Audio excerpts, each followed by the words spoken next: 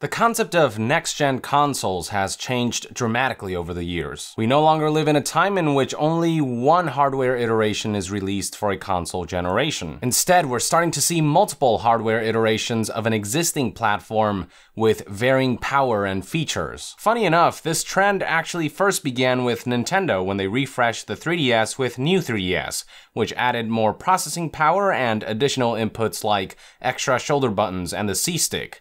Then came the PlayStation 4 Pro, a significant upgrade over the original PlayStation 4 that added additional graphics power for 4K output. And now Microsoft is following suit with their $500 4K capable Xbox One X, which is being touted as the most powerful home console ever made. While these refreshes do mark a significant enhancement in processing power, these half steps can hardly be called next generation. This begs the question, what's next? What do the real successors to PlayStation 4 and Xbox One have in store for us? Will PlayStation 5 only be a half step from PlayStation 4? Will the PlayStation 4 and 5 coexist as part of the same ecosystem? Or will PlayStation 5 separate itself and offer overhauled hardware and its own ecosystem, as is usually traditional with new platform iterations? Well, we may not have to wait long to find out. We are getting to a point in which rumors and predictions for the next PlayStation are beginning to surface. Back in September of 2016, an analyst from Macquarie Capital Securities going by the name of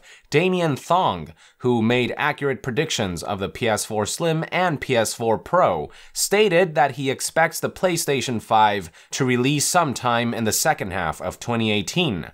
More recently, Michael Pachter gave his 2 cents and stated that he expects the PS5 to be a half step from the PlayStation 4 Pro, that it will surely support 4K, that it might support 240 frames per second, that it will be backwards compatible with PS4 Pro and, in turn, PS4, and that he expects it to come out sometime in 2019 rather than 2018. We also got official confirmation following E3 2017 during late June that the PS5 is indeed in development. When talking to German website golem.de, Sony's very own Sean Layden told them that the PlayStation 5 is coming, but that it would probably be some time. We also know that in terms of time frame, the PS4 launched on November 2013, and the PS4 Pro launched 3 years later on November 2016. That's basically 3 years for a half step. So assuming that the PS5 is also a half step as Michael Pachter is predicting, then the new console may launch 3 years after the PS4 Pro, so November 2019. This means that in terms of a PlayStation 5 announcement, we could be looking at late 2018 or early 2019, which is between 1.5 to 2 years from now. Now, if PlayStation 5 ends up following a more traditional format for next generation consoles, so new ecosystem, completely revamped hardware, then I expect that to launch sometime in 2020. Traditional console generations usually last between 5 to 7 years, and considering how well the PS4 has been selling, I expect this generation of consoles to last closer to 7 years, particularly for Sony. Assuming this is true, if we add 7 years to the PS4's November 2013 launch date, we are looking at a possible November 2020 launch date for a full-step PlayStation 5. So a late 2019 launch date if the PS5 is a half step, and a late 2020 launch date if it is a full step. This is a prediction that I'm making based on past trends and recent information. The question is, of course, which one of these scenarios is more likely? Is it going to be a half step launching in late 2019, or a full step launching in 2020 or maybe even beyond? Well, honestly, it's hard to say at this point. On the one hand, analysts Damien Thong and Michael Pachter both seem to think that the PS5 will launch in late 2018 or sometime in 2019, respectively, with Michael saying it will be a half step from the PS4 Pro. I'm not saying that their word is golden or anything, I'm just pointing out that 2 analysts have reached the same conclusion, that the PlayStation 5 might be coming sooner than we're anticipating. And as I stated at the beginning of the video, the concept of console generations has changed recently. You may recall that both Sony and Microsoft have expressed great interest in the model of adapting incremental hardware updates over shorter periods of time rather than starting from scratch with every new generation of consoles. All I'm saying is that I don't think that Michael Pachter or Damien Thong are completely crazy in their assumptions, especially considering recent trends. On the other hand, it just doesn't make sense to me that Sony would launch PlayStation 5 so soon, considering that the PlayStation 4 is selling really well. Unless they're expecting some kind of dramatic decrease in sales in the near future that we don't know about, I feel like Sony could ride the PlayStation 4 brand out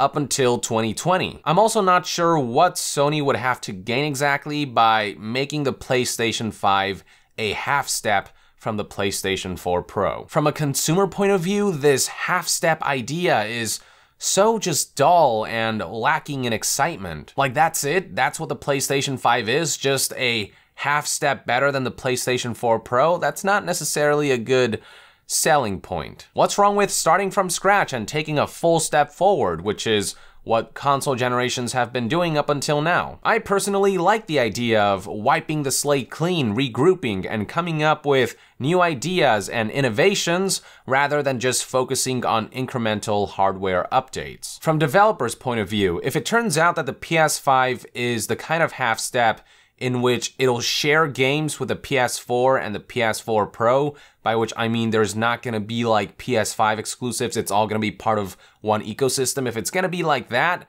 this would mean that they would have to worry about 3 separate console configurations that they now have to make games for. The one advantage that dedicated consoles have over PC is that it's the same machine every time.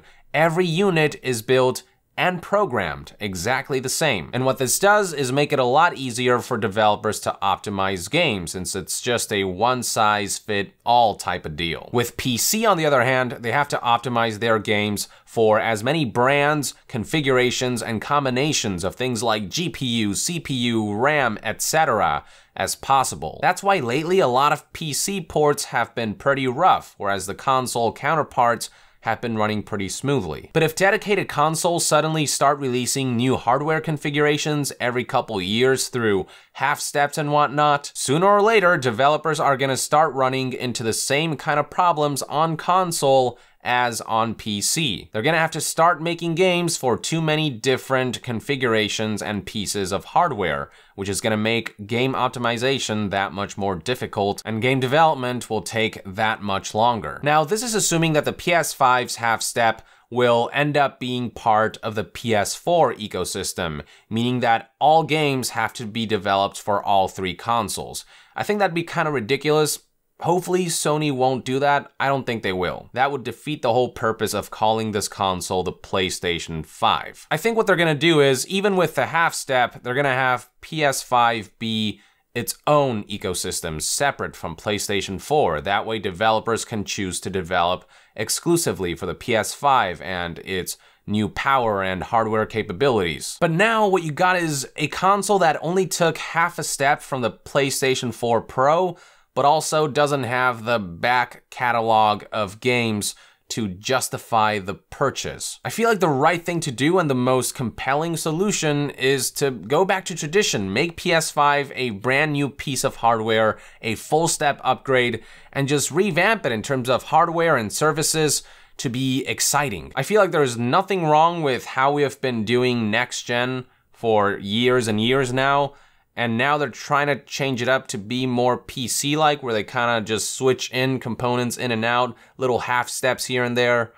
I don't know how I feel about that. Now, these are just my ideal scenarios. Frankly, I don't know exactly what Sony will go for. It could go either way. I don't know if it's gonna be half step tied to PS4 ecosystem, if it's gonna be half step with new ecosystem, or a full step a la traditional next generation. All I can surmise is that if they do a half step, that probably means that the launch of the PlayStation 5 will be sooner, somewhere around 2018 or 2019. But if they go for full-on next gen, a full step, then the launch is probably gonna be a little later. They're probably gonna draw out the PlayStation 4 sales as much as they can before they unveil the new console. So far though, the analysts sure seem to think that PS5 is coming a lot sooner than we think, with one of them saying that it will most likely be a half step, but Only time will tell. Let us know in the comments below how you think Sony might approach PlayStation 5 and which approach you would prefer. Also, if you enjoy my content, consider supporting me on Patreon to help our community